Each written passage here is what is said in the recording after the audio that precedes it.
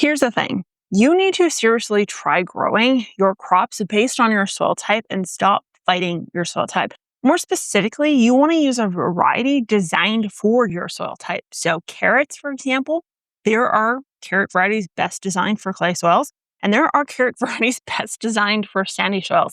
And if you intertwine them, you will have crop failure. Hands down, no questions asked.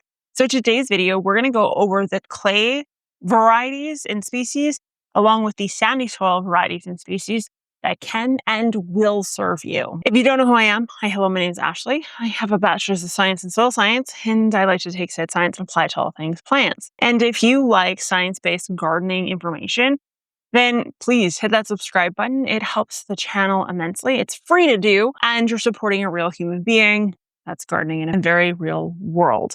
Or, well, I guess take that comment with a grain of salt, because at times it does feel a little performative outside of my garden. Here's the thing. Clay soils have something called the oxygen trap. They have low oxygen due to the small porosity space, and it has very high retentions of water. This does result in slow root penetration. And so because of that, a lot of plants tend to die or not perform very well, solely due to lack of oxygen. Now, if you want a whole separate video on how to increase the oxygen in a clay soil, please let me know in the comments down below and I can do that. But let's keep this one very specific to just plants you can plant if you chose to do absolutely nothing to that clay soil and just keep her status quo. So number one, oddly enough, is going to be root crops. Now, you want this clay soil to be fluffy and broken up.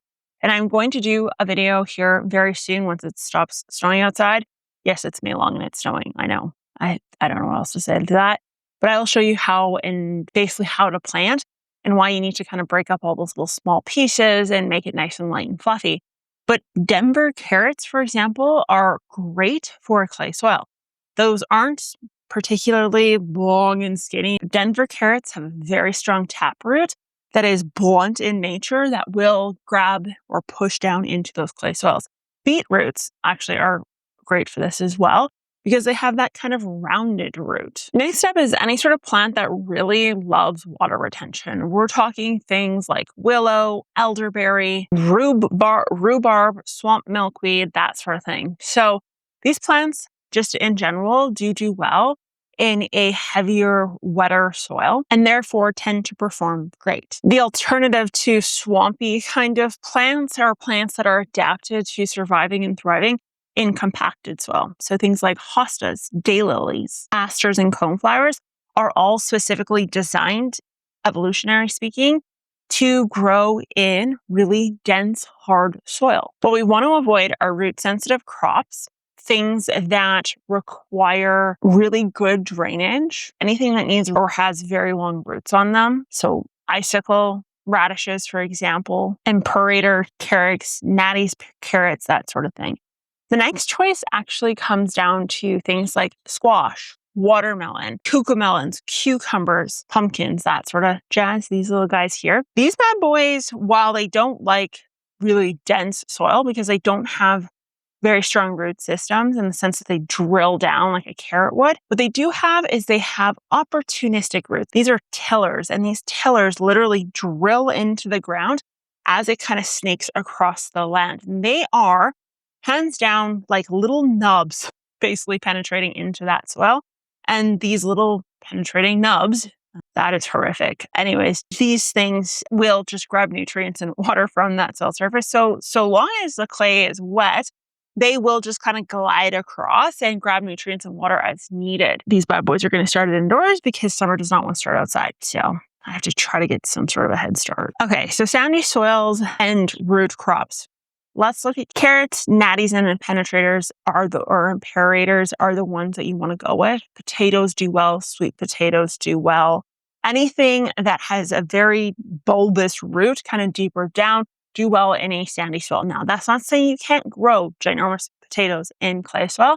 I do it every single year, hands down. I'm known for that, so I can give tips and tricks on that. Please let me know in the comments down below if you want that. But sandy soil without thought being put in or reasoning being added are better, and they do well. Next up is you want to go for drought resistance. I think this goes without saying. We're talking things like thyme, sage, lavender, rosemary, anything adapted to growing in a poor moisture environment. Hens and chicks, sedum. I mean, the list is quite endless when it comes to that. You literally just have to type in drought-resistant plant.